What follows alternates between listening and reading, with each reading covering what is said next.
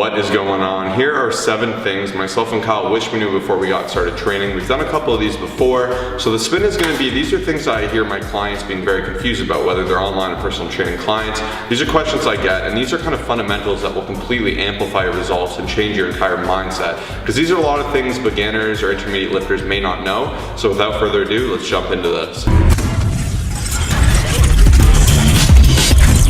Number 1 is data is your best friend. The more data you can have in the gym, the better. So if you're just coming in and let's say you eat horrible foods, you have a horribly unhealthy diet, you're just eating whatever you want, stuffing your face, and then you eat one banana and it's a healthy banana in your mind, right? Or some vegetables, you think you're gonna get in shape. That's not how that works.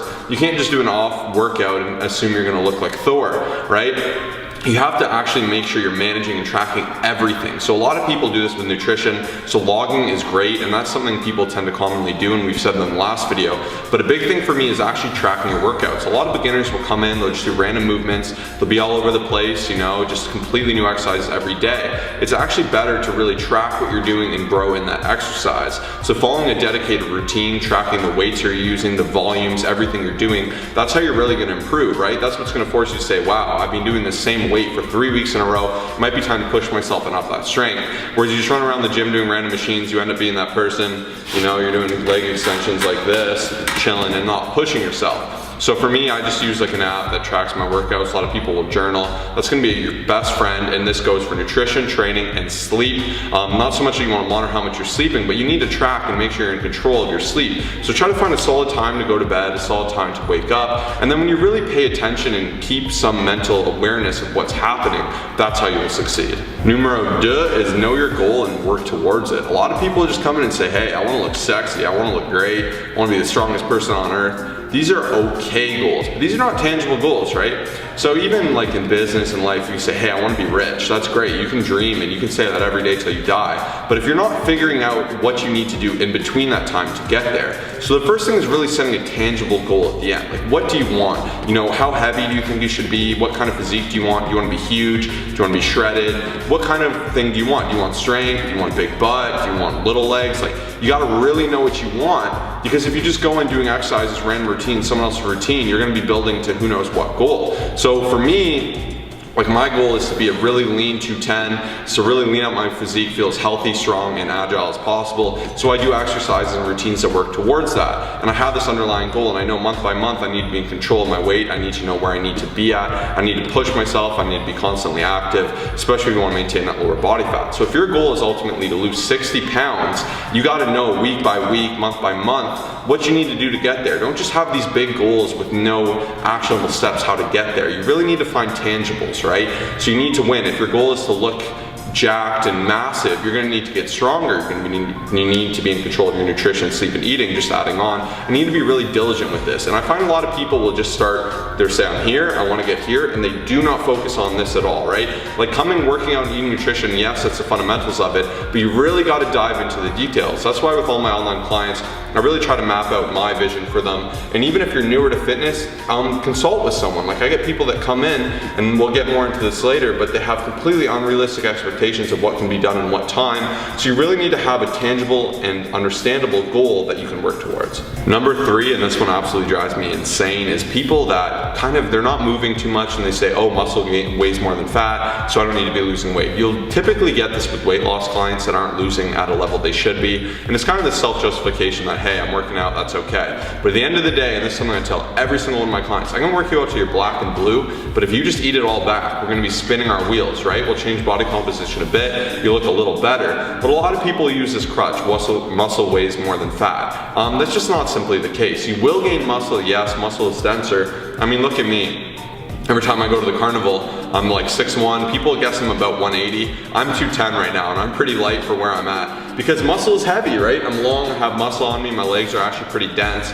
So that's why, yes, I do weigh more than most people that would have my frame, that would probably be 180. But saying so, you're not gonna gain 10 pounds of muscle in your first month of lifting and lose no fat and lose some fat and be the same weight. That's not how it works. And it's tougher to gain muscle when you're on a deficit. When you're getting started and these movement patterns are new, you can shock the body and kind of have some stimulus there and gain more muscle. It's kind of the new beginner gains, and you can take advantage of that. But don't use this as a crutch. So kind of adding adding on to this, in terms of weight loss, if you're new and you're trying to lose weight, you need to know trends, as I said earlier, right? There are certain expectations and levels you should be able to lose at, bearing you don't have some medical disorder or something that would inhibit that. And if you have a good coach, they'll be able to take care of you with this. So I would say if you're borderline obese, like you're at 250 to 300 plus, and you're really overweight, like 250 obviously if you're shorter, but you'll know if you're mortally obese, like I'm talking seriously obese, you can do 3 to 5 pounds a week, and that can be still at a healthy level. Once again, you need to know with your doctor, you need to know where you're at. Obviously when you're out there, you can have medical issues, but you want to know the trends, and 3 to 5 pounds is very obtainable at that level. You see on The Biggest Loser, people are doing 10, 20 pounds a week. You don't want to be doing that. That's ridiculous. You're going to send your body into who knows where. It's just going to start shutting down. That's going to be dangerous. So you want to do this in a healthy way. But if you're really overweight, 2 to 3 pounds is completely okay. That's a healthy level to start at. Obviously, as you get deeper in your levels, you have to curtail this and kind of taper off how much you're losing. But if you're just an average everyday Joe, or like someone who's been working out for a long time like myself, I find a pound a week is pretty good to try to maintain my muscle, do it in a healthy way where I don't feel like complete garbage. And once again, you want to taper this as your journey goes on, but you do want to set little mile markers just like this, so you're avoiding things like crutch excuses like muscle weighs more than fat. And if you're being consistent, it should be really easy, and it just comes down to science, really quantitative. It's numbers, intake, outtake. You're monitoring all these factors, and that's how you'll succeed. And number 4, you guys have to understand the power of measurements as well as weighing in. I feel like this is something that so many people don't understand. People will hop on the scale once every 2 weeks and then just wonder why they're not losing weight. And honestly, like we were saying, what gets tracked gets managed. We have all of our online clients and personal training clients, whether you're looking to gain muscle or lose fat, whatever it is, weighing a minimum of 5 times a week, and that gives us the average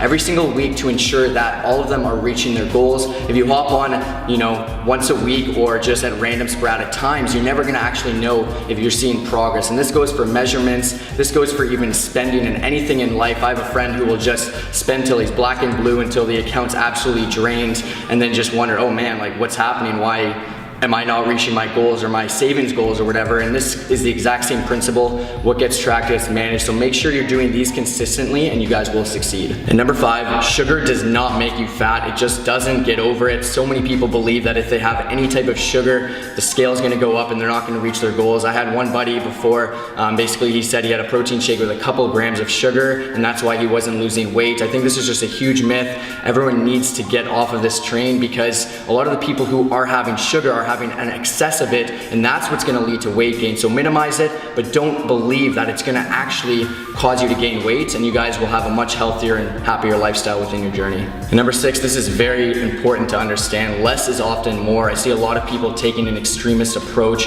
trying to be in the gym 7 days a week, trying to start their diet at 500 calories and stuff like that, and it's just absolutely insane. And this is what leads to a lot of people not reaching their goals. So understand that you've got to start at a certain point and gradually work up. You don't want to just begin here and then jump to here, because you're going to ultimately fail within your goals. So make sure to keep that in mind and you'll succeed. Number 7, nice and simple, and this goes to all the people that are new, even myself. A lot of people think you're gonna put in your time, 3 months, 6 months, whatever it is, you're gonna get huge, you're gonna lose that weight, you're good for life, you can quit the gym, go chill it on a beach, go back to your old way of living. It's not how it works. If you're in the fitness game, you have to understand this is your life. Like, you need to learn to make it a part of your life. You don't wanna be dieting, you don't wanna be doing any of these things. You need to learn how kind of habitual routine that you can do to continually stay in shape. It's a constant push-pull, right? You know, we're battling our lifestyles of excessiveness, Western diet, all these things. So you really need to encourage yourself to build a realistic gym routine, like Kyle was just saying. So you wanna make sure you're in the gym, you know, whatever that may be for you. So just because, if you hate powerlifting, you don't have to powerlift. If you hate weight training, you don't have to weight train. You know, find what works for you. If you like doing all bodyweight calisthenics, by all means. If you like powerlifting, do that. If you like kickboxing, MMA, that's great. Just find a healthy routine that's gonna help build you up, keep you in a good shape, keep you healthy, and do the same with your diet. You know, learn to log, learn how many calories is in a banana, how many calories is in chicken wings. You know, get an eye for this, have an understanding, and really think that what you're doing now is what you're gonna be doing for the rest of your life. Build those routines, get comfortable, get confident, and that's how you'll have long-term success. So, obviously a lot of this video is a little advanced, even though it's for beginners. I know there's this whole confusing world ahead of you. So what we'd like to do is extend an invite for online coaching up until year end. We're gonna be taking clients, so we're gonna cut it off for a little bit. So if you'd like to take advantage of that, we'll do all your nutrition, all your game planning. We'll give you everything you need to succeed. We'll map out a vision for you. You can ask as many questions as you want and you'll be completely taken care of. Like I said, lifestyle, gym, nutrition, everything, we're there for you. We're mapping it out. It's easy. You will not fail with us. It's easy success. By signing up, you're taking everything off. You're taking the burden off, lifting it over to us who have helped transform hundreds of people, and we'd love to transform you next. So that's the end of the video. Smash that like button, subscribe, share this to your friend or anyone, your Facebook, anyone who could use this advice, because this will go a long way, and I sure wish I knew it before I started working out.